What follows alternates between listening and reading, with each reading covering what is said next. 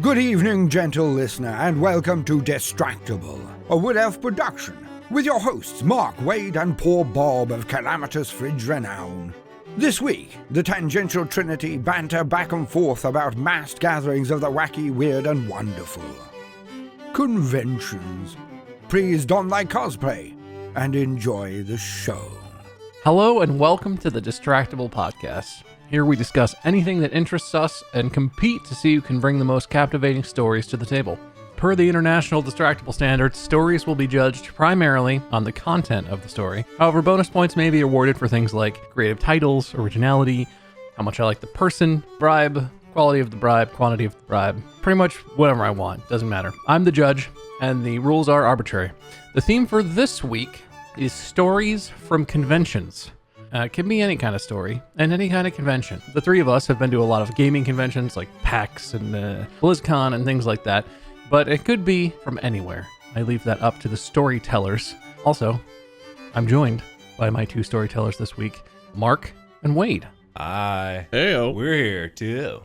Now is the part where you tell me your titles and we decide who goes first. Well, you're not even going to ask us how we're doing? Just going to get all No one business cares. with you. I mean, I'm doing... How are you? I'm What's good. What's happening in your world lately? You know, I've been working on stuff. I'm leaving town soon. You know, I got... Interesting. Fascinating. I've got nothing interesting to talk about at all. I was ready to dive right in. You hear that? He admits that he doesn't have an interesting story. Oh, we should just assign me the winner. No, my story is interesting. My life is... Is the story about your life? No.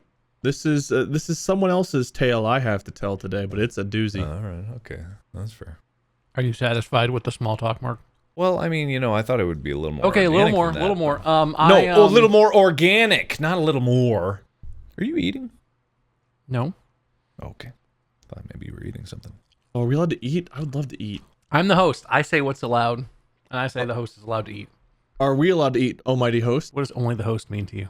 All right. Tell me the names of your stories. Let's do this. Small talk over. Friendship established and maintained. Let's do the thing. All right, Wade, you can go first. Yeah, Thank what's you. the I was title? going to because I'm pretty confident I got a winner here. The title of my story is A Con Job. That's just show blizz. That's really terrible, man. You can't laugh and say it's bad. That's really you bad. laughed before you said it was bad. Yeah, that was... You conceded before you even countered. No, it was a scoff. It was a scoff at the terribleness. Anyway, my title is There Will Be Balls. Oh, wow. Just go right for it. Like, oh, man. Let's talk about body parts. That'll get me a point. Okay, Mark. I mean, I get what you're going for. I like that movie. If you're referencing Thanks, the man. movie, that's a good movie. Thank Did you go to some sort of oil drilling convention? You just have to listen to my story. It's tantalizing, right? You really want to hear it. So is a con job. I'm trying to figure out how yours could be good, I guess. So yes, I am scintillated. It's good. It's good. What do you mean it Says could be you, good? the one who desperately wants it to be good. Well, I mean, I don't even need to be desperate. I know I've got gold. You know what, Mark? You're so confident. You go first. Wait. okay, cool. Thank I you. thought I was more There confident. will be balls. Thank you. All right, this is There Will Be Balls. It was July 11th, 2014. It was early, maybe 4 a.m. I can't quite remember. But I didn't want to miss out on anything, and I'd heard that you could miss out if you didn't get there early. I didn't know you could get there too early, though. When I arrived, I thought I'd mixed up the addresses. The parking lot was empty. If I didn't know any better, I thought it was abandoned. It looked abandoned. A building this big should have some kind of security, right? I tested the door, expecting it to be locked, and yet it opened. The squeak from the rusty hinges echoed in the cavernous, empty hallway. Or at least, I thought it was empty at first. Until something colorful caught my eye. Sitting alone in the corner, in a vast concrete building. A feeling of dread crept up my spine as I approached it. My mind couldn't comprehend what I was seeing, but I felt compelled to approach. It called to me. My feet moved towards it as my brain tried desperately to understand what it was seeing. I walked up to the edge. A voice deep inside me whispered, "Jump, jump, jump." I didn't know where the thought came from, but I couldn't fight it. But you just said it came from the voice. The desire to throw myself into it grew louder with every thundering heartbeat. I couldn't fight it. I don't remember when I leapt, but the next thing I knew, I was flying through the air. And then I was falling, down, down, down, down, down, into the ball pit. That was pretty good, and then I got out of it, and then I went home. This is a story about DashCon. You guys heard of DashCon? Yes, I watch Internet Historian. I'm aware. For those at home who don't know about DashCon, DashCon is, it was the Tumblr convention. It was supposed to be a fan convention. And I didn't even know about this, but the name DashCon, I thought it was a brony convention. I think there's a pony called like Dash something. Dashy Do. Dashy Do, that's the one, yeah. Yeah, Dashy Do. We all know Dashy Do. Dashy. Yeah, everybody knows Dashy Do. I love Dashy Do. Is that actually the name of Dashy Do? Yes, don't look it up. I looked it up. It's not that. Anyway, so because on Tumblr you have a dashboard, it's called DashCon. They were going to call it TumbleCon or something like that, or TumbleCon. I want to go to TumCon. Yeah, just eat Tums. That was great. So in the lovely place of Schaumburg, Illinois, is apparently a real town. The inaugural You never been to convention Schaumburg? quickly. Have you been to Schaumburg? Maybe. What happens in Schaumburg? Well, what happens in Where is Schaumburg Schaumburg? It's in Illinois. It's in Illinois, yeah. Everybody knows that. You're right. That's my fault. I apologize. That's on Home me. of That's on me. DashCon, obviously. Yeah. Of course.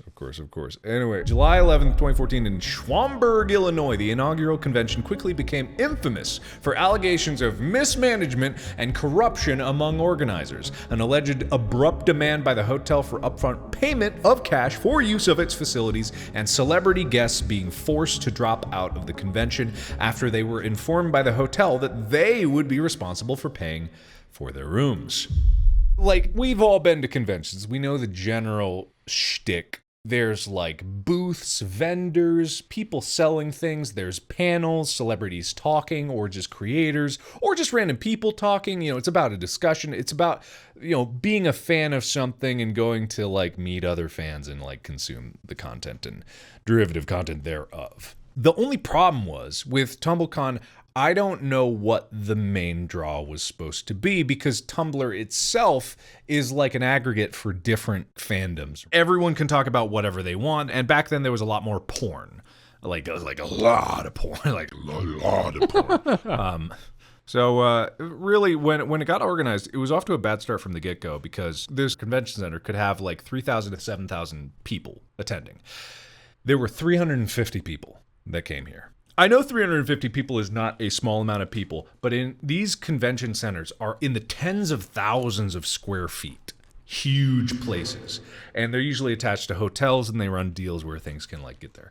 What it all boils down to is it was so horribly mismanaged that it didn't have the funds to pay for anyone to arrive, let alone the people that said they would go without pay to get even a hotel cost compensated. They didn't have any sort of security. There was no system for vendors to actually sell their stuff. And then to top it all off, the hotel got paranoid that they weren't going to get paid and then immediately demanded a whopping $17,000 to get their rooms paid up front. And so the organizers of the convention, and I don't know if this is a legitimate quote, but someone said, we were sitting there and this girl ran in and said, they're gonna shut us all down if we don't get $17,000 right now.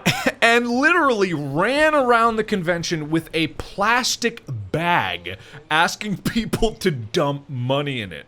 They said, quote, we're taking money right now, and people actually threw money into it. Someone said, I had a friend who dumped $400 into it, but there's no tracking of any of this. The original announcement was around 9 p.m., so a little after 10, which was supposed to be the deadline for the hotel.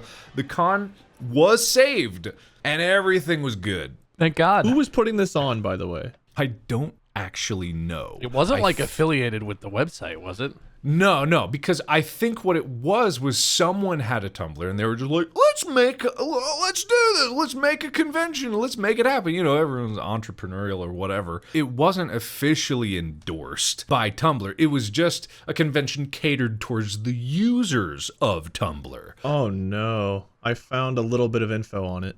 Organized by DashCon LLP, a Hudson, Ohio-based LLC owned by Megan Eli and Roxanne Schweiderman. It's an Ohio. Oh God, my poor state. Don't do this. No. to me. It's Hey, Illinois, Took place in Schwamberg. Illinois. Everybody knows about Illinois. And Oh, yeah, Schwamberg. get them. Get Illinois. You stupid Illinois and your dash cons. Okay, well, there's nothing wrong with people actually trying to get a convention together, right? That's not a problem. Well, and there's It's a just lot that- of conventions that are small that are totally fine. A convention doesn't need to be thousands and thousands of people to be successful, as long as it's planned correctly for the right number of people. Like, what did you say? They got 350 arrived. That could be enough theoretically, maybe. It would be totally enough if you rented like a hotel ballroom Sure, or something yeah. like that. They rented a 50,000 square foot convention center. And I don't even know where they got the money for this. Like, where the hell did they get the money? And then they also booked out block rooms in the hotel that was attached to it because they were saying like, oh yeah, there's going to be thousands of people. And apparently the hotel and this particular convention center, this is how exciting Schwamberg is. They were used to model train conventions. Oh, damn. And apparently the model train crowd just absolutely floors the Tumblr crowd. Because like, that's apparently like consistent good business for Schwamberg, Illinois Convention Center. But no matter what happened, they had numerous cancellations of panels because obviously, no one who was told they should go did go because they didn't even have a hotel booked for them. So all these panels got canceled, and the infamous picture of the ball pit is 100% real, was 100% offered as compensation for the lack of panels and all of the problems, and they even had a raffle to go into the ball pit in addition to a bonus hour. It was like you get an extra hour in the ball pit, and then there was also a raffle for more time. This ball pit, for those of you listening, if you're not looking at the image, this ball pit is like big enough for like 3 or 4 small children to sit in. This is not a big ball pit. Well, it's a kiddie pool, right? I mean, that's an inflatable kiddie pool Yeah. that is intended for like a couple children to enjoy. Yeah. It's like maybe a $100 to $200 bouncy castle and like maybe a $50 inflatable pool. I can only imagine, like, if they had decided to throw this in their backyard, it would have done great. Like blockbusters, but, they probably would have the cops called them. But I imagine it would have been a more fun experience. Even, 350 people in one room is a lot of people, but you put 350 people randomly distributed around a 50,000 square foot convention center, it seems really lonely and sad.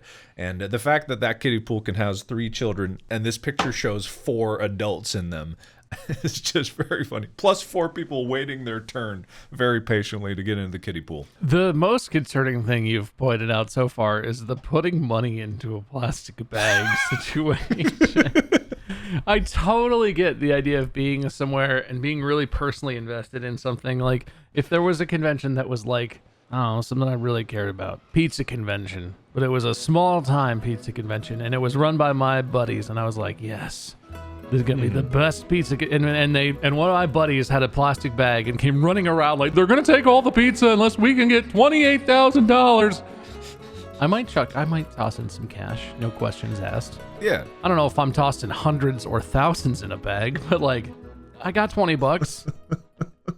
So they saved the convention, so they got $17,000. I don't know if they got all 17,000. I'm not familiar with Welcome to Night Vale, but apparently the cast of whatever that is was supposed to have an appearance, but it ended up being canceled. And instead of giving refunds to people who had purchased tickets for the panel, they gave people tickets to another raffle for various autographed collectibles, admission to a different concert, and they could also win an extra hour with the ball pit. They didn't give refunds. They did. God, man, this is worse than I even thought. Yeah, no, it's just as bad as it looks. And that picture tells the entire story. If you look at that picture and you're like, man, that looks weird. Yeah, apparently it was just that weird. And they even had the gall to try to plan another convention. They were going to do a DashCon 2.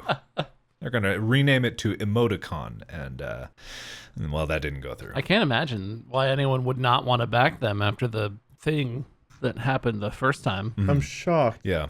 It's kind of like a counterpoint to Fire Festival. Do you guys know about Fire Festival? I I've just heard of that one the too, other yeah. day watched the Netflix documentary about Fire Festival, and I love it. Yeah, I hadn't heard of it, but that's the opposite problem where you have too many people in such an obscure place. That's such a good story. You should absolutely watch the Netflix documentary because it's so crazy what they do and how it plays out and what they get away with. Wasn't there another one called like TanaCon that was very similar to these two? I was in the area for that. I don't know exactly what went down though. Like I still have no idea. TanaCon had some drama about like having too small of a venue or having people were like waiting outside in the hot sun, and it was a similar sort of thing where the convention was a total bust. Yeah. I think that one had a lot more money and people involved because there were like big crowds of very upset people. It's this the problem of like people trying to do too much or too little or not anticipating, planning, setting expectations, or just generally like trying to do things in an organized manner. I mean, planning a convention is hard. Like I can't imagine all the yeah. stuff that goes into it, and I'm sure it's easy to make mistakes. But when you rent a place like that, there's an agreement, right? It's not like at the end of the weekend they're like, "Here's your bill," and you learn how much it's going to cost. They tell you up front it's going to cost $20,000 to rent what you want to rent for this amount of time. I would have looked at that and been like, these things don't make sense together. One of these needs to change. We either need like 10,000 more people or $20,000 less space. I just can't imagine. The ball pit looks fun though. Yeah, apparently someone peed in it. Isn't that what ball pits are for? Ball pits and pools. Just public urinals where no one can see that you're doing it. I can actually confirm that those playgrounds from like McDonald's and like with all the slides and stuff, not McDonald's specifically. Urine water parks. Yeah, absolutely. 100%. You know how I know? You were the kid making the urine? I was a kid at age, I think I was like 5 or something, but that's not an excuse. I don't know why, but for some reason I saw the slide and I was like, I have to go to the bathroom. I don't know how to get out. I don't know where the bathroom is in this building. It goes down and away and I can't see where the slide goes. Even though I had been sliding on that slide and I knew exactly where it went, I was like, perfect. It's just like the urinals in the bathroom. And I just peed in it. And it's one of those memories where you look back in your life and you're like, no, why? Oh my God. It's just like, I guess I was 5. I didn't know better, but oh my God. So yeah, kids, they're just so dumb. They're so dumb. But yeah, I peed in. You invented a sterile water slide. Don't take away from that. Yeah, I'll take that away from it. Okay, cool. Yeah. Sterile. Yeah. You invented a sterile water slide. Think how germy that was before you came along. Just as good as Clorox bleach or whatever our sponsor is for cleaning. We should sell our urine. Well, Is there laws against that? pretty sure that's a hazardous material. Is it hazardous? I thought it was sterile and good. Those are different qualities. I don't think urine probably is still not a good thing to be mailing around to places. What about those sneakers we talked about? Can we make urine sneakers? Like a drop of urine in our sneakers? That's Mischief's next drop. Holy water, human blood, urine, semen. All the other bodily fluids going in sneakers coming your way. You know what, Mark? Yeah. For timely references, plus 100 points. 100 For bag of money, moly. plus 100 points. For urine honesty, plus 300 points to you, sir. Are you at 500 points? Yeah. Thank you. Dang. That feels good. I enjoyed that. That's a good one. Hey, thank you. Well, Wade, what was your title? A con job? That's just showbiz. Struck me as funnier the first time, but I'm still excited to hear what's going to happen. Yeah, no, I believe it could be good. I believe so. Come on. I'm here to be impressed. All right. So this is the tale of Tom and Lisa. I replaced the names. And their experience at 2017 BlizzCon. Rewinding back to 2017, Blizzard's biggest pull, I don't know if it still is, but it was Overwatch. Overwatch was booming. And it was really exciting because this was going to be the second year, I believe, they had the Overwatch World, I think it was called the World Cup. Sounds right. That was a good one. That was a really good year for the World Cup. It's huge. Yeah. Have you guys seen what the arena looks like where they hosted the World Cup? It's an actual like arena. I think here, I'll share a photo. You guys listening can look it up. But they have this actual fully like round arena with the competitors sitting like on an elevated stage in the middle of the room with these giant TVs kind of like hanging from the ceiling where people can see the gameplay. I believe they'd also cut to like images. They had cameras aimed at like the actual competitors too. So they would occasionally show like who they were talking about. They had announcers sitting off to the side. Behind the seating, there were hallways with like food and restrooms and stuff. So it's like an actual, like if you go to a sporting event, like a football stadium, very similar. A basketball game, I guess, is a better explanation, like a basketball arena. Very similar layout, like very professional, very amazing, honestly. It was really, really awesome to see whenever I got to see it. Anyway, 2017, the Overwatch World Cup is going on at BlizzCon. And Tom and Lisa had media badges to BlizzCon. They were getting to enjoy, media access. They got a little bit of early, walkthroughs for some of the things. But the most important thing is they wanted to go see the Overwatch World Cup. And I believe, if I remember right, it was a 2-day event. I think on Friday, they had the quarterfinals or something. Saturday, I think they had the semifinals and the finals. And so on Friday, they attended. They walked up. There was basically like a hallway that you'd walk up to. You'd show your badge to somebody. They would let you in. There was a designated media section with media seating. So there was plenty of seats for media. And then the rest of the stadium was pretty open to first come, first serve. There was like a family and friends section that was kind of like on the floor. If you look at the photo, you can kind of see like family and friends had seats on the floor kind of nearby the stadium. Point being is they got to watch the quarterfinals, no problem. And they enjoyed it. I remember whenever I got to see some of the competition, it was actually really cool. Like people were super into it. I had no idea what to expect, but like they sold jerseys. People were buying jerseys for USA or South Korea, Canada, whoever they were supporting. And it was like actually being at a sporting event. People took it really seriously. They were having fun. There was a lot of cheering and everything. It was very like lighthearted and just enjoyable.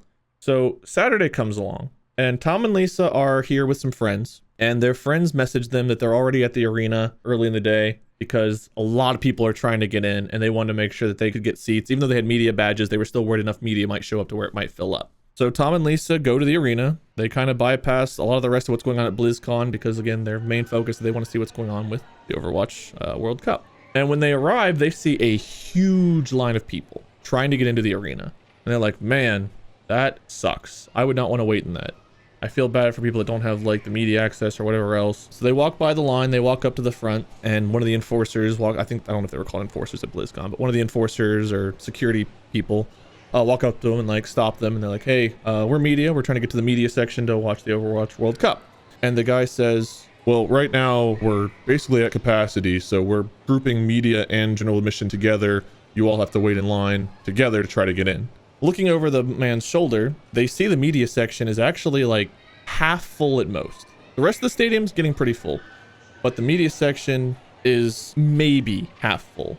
And they point this out like, well, the media section doesn't even look like it's that full right now. And the guy, he was kind of a dick about it. He was kind of just like brushing them off, kind of like didn't want to acknowledge them, and was, probably overwhelmed, a little stressed and overworked at that time, but he was kind of a dick. And Tom's the kind of person who is very nice, but when he gets pissed off, he gets kind of spiteful. So he treated the guy with respect, let the guy tell him otherwise, like, oh no, the media section is very full, whatever have you. And however kind of like dickish tone he was being told this. But he was determined to find a way in because he felt like this guy was just dicking him around. So Tom and Lisa turn around and they text their friends as they're slowly walking away, like, hey, we're not able to get in right now. Don't know if we're gonna be able to join you. As they're finishing up this message, they see a couple walk up to a side door they'd never noticed before, and they knock on the side door. Another security person opens up and is standing there and asks to see their badge. They have a badge that looks unfamiliar, but Tom has an idea. What if we are a part of the next group to go through that door? Because the security person wasn't paying a whole lot of attention to the badge. They kind of did a quick glance and then they just walked on. So Tom and Lisa stand. They loiter a little bit, waiting for another person or group to come up to that door. And after a few minutes, another couple approaches, knocks on the door. Tom and Lisa shuffle in behind them. The same security person answers the door. The front two people that had knocked on the door show their badges. Tom and Lisa, Tom makes sure, show the back of their badges, which weren't showing a whole lot of the actual graphic of what badge they had. Security person overlooks that, assumes they're all part of one group, and they follow behind. Now at this point, they realize they're not supposed to be here because sitting all around them are the players in the tournament. Team South Korea is to the right, nomming on food. Team Canada across the hall, hanging out, talking strategy. This is literally the backstage green room where the competitors are hanging out. And Lisa's just on her phone, not really paying attention. Tom is sweating bullets. This will get them thrown out of the convention if they get caught. What have they done? What are these badges? Oh no. So they keep walking. The security guard's talking to them. Tom's trying to play it cool. And they get up to like a little like refreshment lounge, and the security person turns to them like, Hey, if you guys want to grab like a cup of water or something, we don't have a whole lot for you guys here. But if you want like a cup of water, take out with you, whatever, feel free to grab something, hang out, go say hi to people if you want to real quick, but then I'll take you to your seats. The other two obviously have somewhere to go. They know people here. So they go and like say hi to someone real quick. Tom and Lisa are just left with the security person. And Tom looks down kind of like casually, trying to make sure his badge is still flipped over the wrong way, and talks to the security person and says something along the lines of like, hey, I really appreciate you, just looking out for us and making sure we could get back here and everything. It's kind of crazy out there. Super casual. Yeah, just wanted to make sure you knew that, we appreciate you, looking out for our friends and stuff and getting us back here. Security guard doesn't think twice, just like, yeah, no problem. It's my job, but happy to do it. And thank you for saying that. And after a few moments of like mild chit chat, banter, whatever, the other two come back and they're like, okay, we're ready to go to our seats. So security guard leads them out of like this double curtained doorway, and they are on the walkway to the main stage. The entire audience sees them coming out onto the walkway to the main stage. And they're thinking, oh God, we're obviously not competitors. They know we're not competitors. Where are they going to lead us?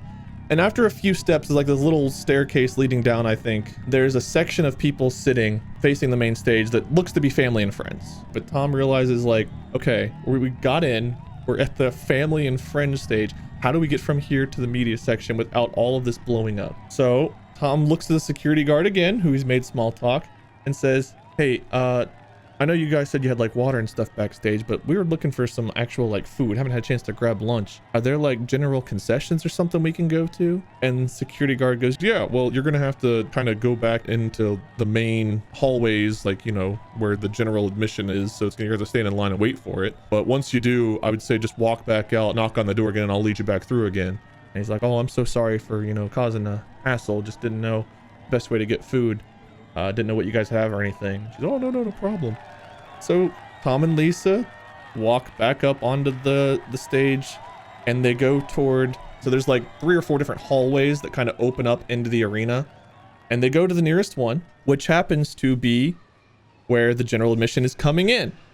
So they walk probably 2 feet behind the guy that denied them admission, this time from the inside, see him there, do everything they can not to make eye contact, pass by, go get their refreshments, and make it to their seats. And then they got to enjoy the semifinals and the finals. And that's it. That's the story. Sounds like one of those stories, and I definitely have a bunch of these, where it's like, it feels really secret agent-y, like you're doing some real shit. Oh, yeah. But like, I don't think they would have been kicked out for that. I don't know, man. I don't know either, but I know I'm a super nervous person, and I would have passed out from the stress of like trying to sneak around like that. I think it's actually probably happens more often than people assume, where you just like go through a door at a convention because it's all cavernous and like, there's back rooms that lead everywhere. If you just happen to go in a door and you're just like, I'm suddenly in the underground, I imagine it happens all the time. I have 100% done that before.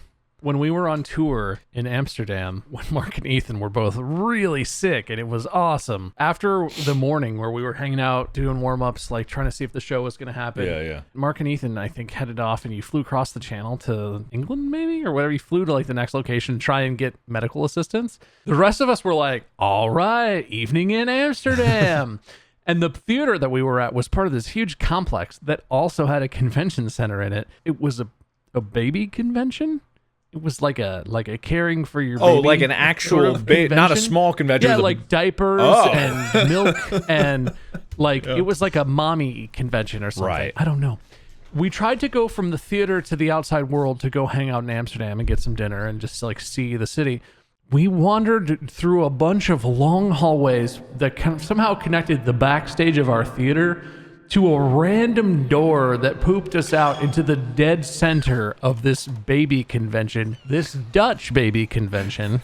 Everyone had badges. We had nothing. We're just looking around like, yeah, these Breast pumps, right? I need some Were there of those. actual babies like in this place, or was it just like chaotic stroller pushing? Babies on display. Buy a baby, build a baby. It was the same as every other like store, except the only people there were exhausted parents with children in strollers or in like backpacks. How do I make my baby shut up? Yeah. You got some? You got a baby shut up device? Yeah. You got a baby shut up-inator? And like at the time we were like, whoa, we broke into this convention. But the dude at the door of that convention was like, oh yeah, you want to go see the baby stuff? Okay, you go into baby convention. That's okay. And yes, I'm Dutch. That's how Dutch people talk. Yeah. Oh, okay. I like how we had a rule when we were over in Europe, like, nah, don't make fun of accents. Once we get back to America, yes, after the baby convention, have a good look. Also, we had that rule, and in the first moments of the first show anywhere in Europe, Ethan comes out and is like, hey, it's so good to be in the Berg. What is up, Tilburg? And everyone in Tilburg was like, we're not whatever that is. We're, I What hate were the you. 2 languages he couldn't figure out who spoke where? Oh, God. All of them? It wasn't Swedish and It was Denmark. He couldn't figure out what they spoke in Denmark. Oh, he didn't think Danish was a Yeah, language. yeah. He was trying to figure out what language they spoke in Denmark. He thought I was German, and then he didn't believe us when we told him that it was Danish. Yeah, so anyway, some of those convention people can be real turds. I've had the opposite experience where, like, I was at a convention and my brother was there visiting, and, like, his badge was, like, one of those where when you're a guest at a convention, a lot of times you need to get your badge from, like, the person who's creator, relations or something, and they're inside the convention, and it's like, well, how am I supposed to get in there if I don't have a badge to get my badge? And, like, people are such douchebags where it's like, no, you don't have a badge. You can't come in. This is my only job. This is my only value. But Most of them are volunteers anyway. I don't think anyone's getting arrested in the blizness. What was it? Show blizz story. Yeah. Con jobs. And do you think that conventions are going to come back in a big way?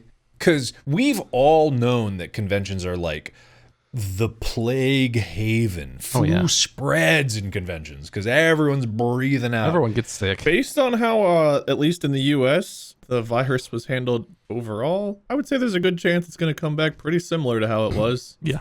Yeah. I would like to think people learned some lessons, but if I was a betting man, I mean, I think the big thing about conventions is some people are going to be scared away off the hop. Probably people who are vulnerable to getting sick or who it affects more intensely, who would be like, nah, I just don't want it. It's not worth it.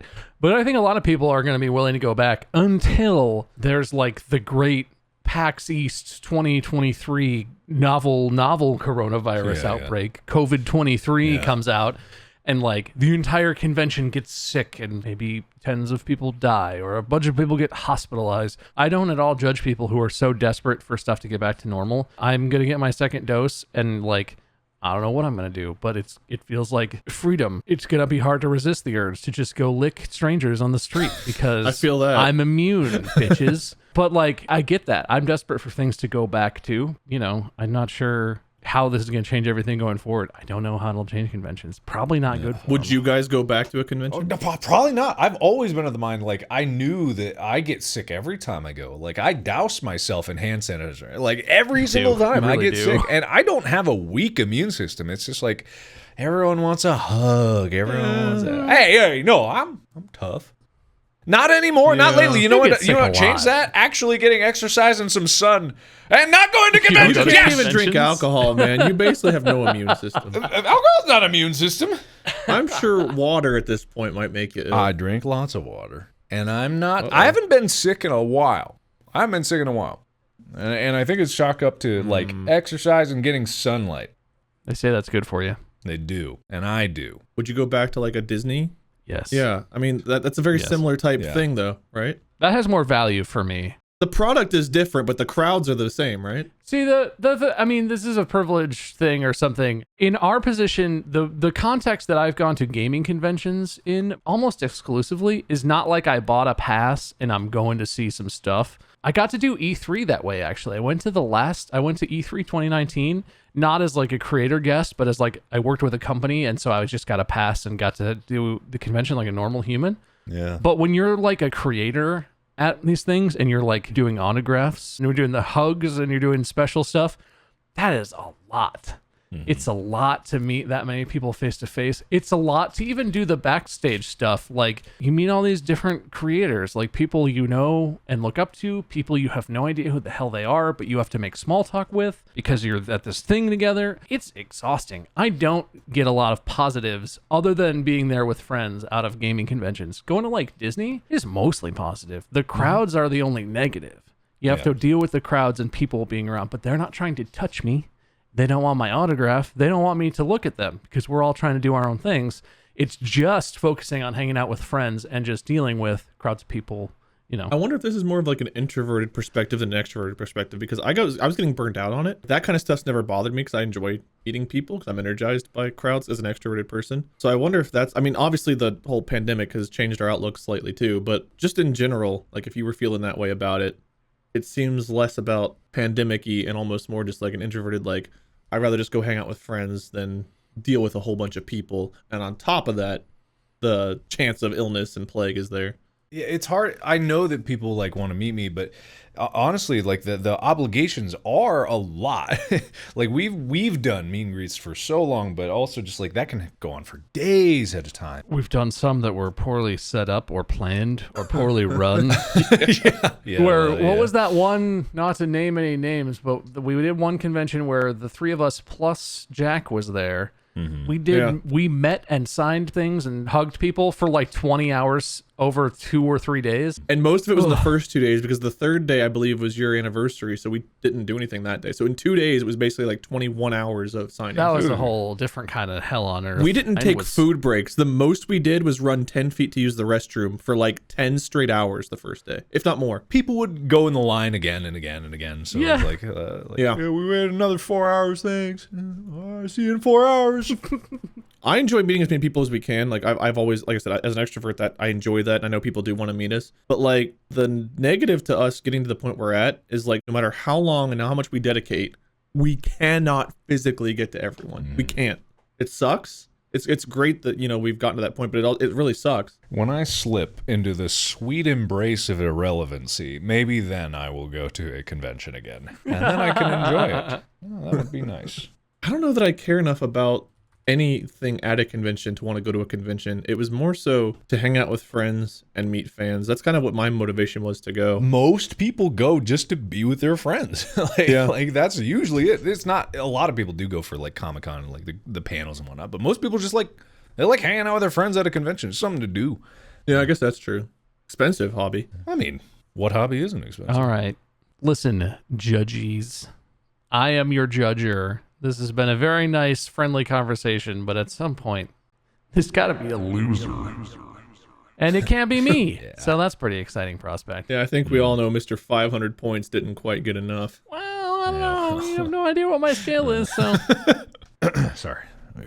Don't be smug, Mark. I won't be You have no smug. idea what my scale is either. I don't at all. But it's a great scale no matter what it is. It's actually the best scale I've ever heard of. I'm not going to kiss ass.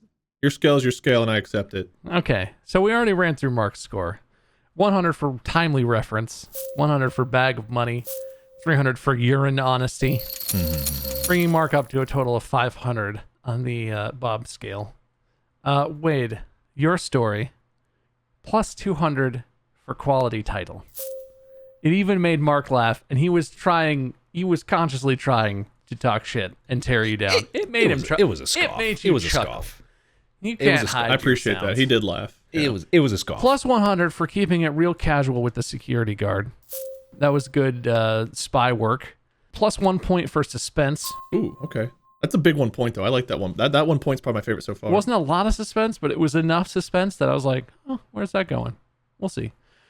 Plus 50 points for subverting authority.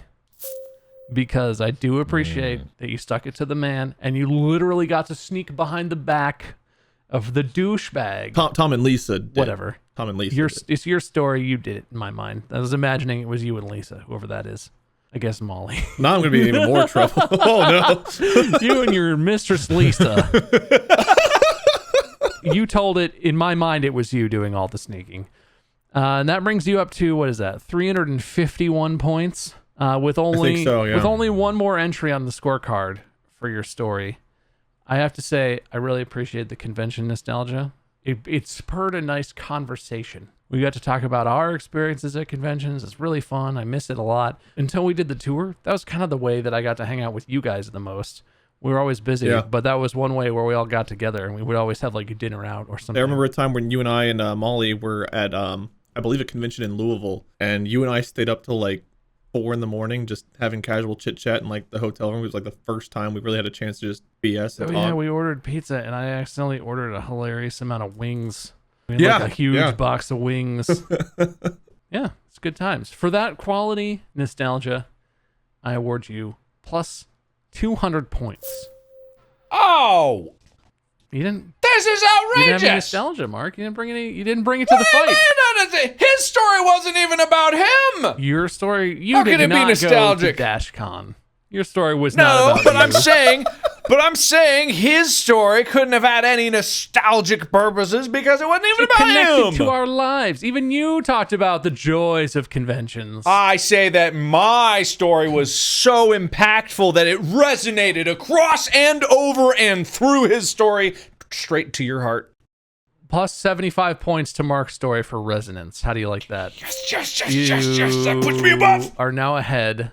That's true. Yes. Is he? Because how much? It was 351. You have 551, and Mark now has 575. 575. So what do you have to say, Wade? You gonna kiss ass now? No, I don't feel necessary to kiss ass. I just want to say that I appreciate and miss you guys, and I hope we can get together and do either something like the tour or convention or whatever soon.